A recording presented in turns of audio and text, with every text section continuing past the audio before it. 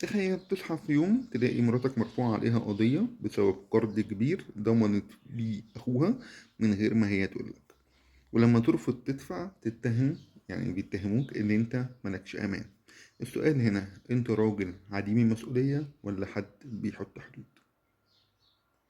النهاردة هنتكلم عن واحدة من أخطر المشاكل اللي ممكن تهز أي بيت: الثقة والفلوس والأهل.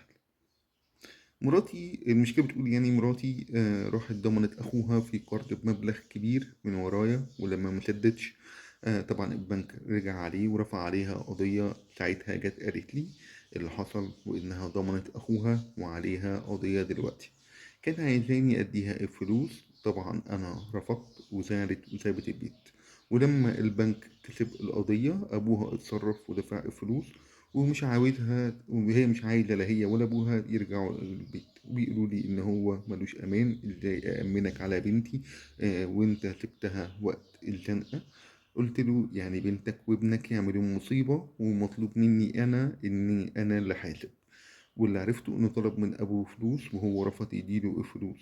طبعا أنا مديها مهلة للرجوع للبيت. هل أنا كده غلطان ولا أحاول معاهم تاني ولا أطلقها وأخلص؟ طيب الحل من وجهة نظرنا من غير تهور ومن غير ضعف، خلينا نتكلم بعقل مش بعصبية.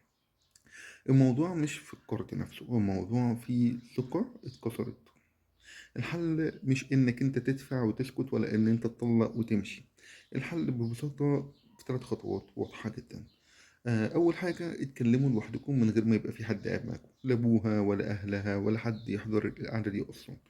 اقعد معاها على انفراد وقول لها ببساطة: انا مش زعلان علشان الفلوس، انا زعلان علشان القرار اتاخد من ورايا. لو ردت عليك بدفاع او بهجوم يبقى لسه شايفه نفسها صح وانت اللي غلطان. لو قالت لك فعلا انا غلطت اني مرجعتلكش، هنا في امل وممكن العلاقه دي تتصلح من تاني. اعمل اتفاق جديد وواضح. الجواز بيبقى شراكة مش مملكة ولا امبراطورية. أي قرار مالي كبير لازم يبقى بموافقة الطرفين، وده مش سيطرة ولا تحكم، ده اسمه مسؤولية مشتركة. لو وافقت على الكلام ده بوضوح يبقى العلاقة دي برضو ممكن تتصلح. حط حدود واضحة مع أهلها. أبوها دفع الفلوس، طيب ده موقف يشكر عليه ونحترمه، بس العلاقة بينك وبينها مش محتاجة طرف تالت يتدخل فيها، حتى لو الطرف ده أبوها. لازم الرسالة تبقى واضحة: البيت ده القرار فيه ليكوا انتوا الاتنين مش لحد تاني. فالقرار النهائي لو لقيت عندها اعتراف حقيقي بالغلط واستعداد للتغيير واحترام لحدودك، كمل وحاول والدنيا تمام.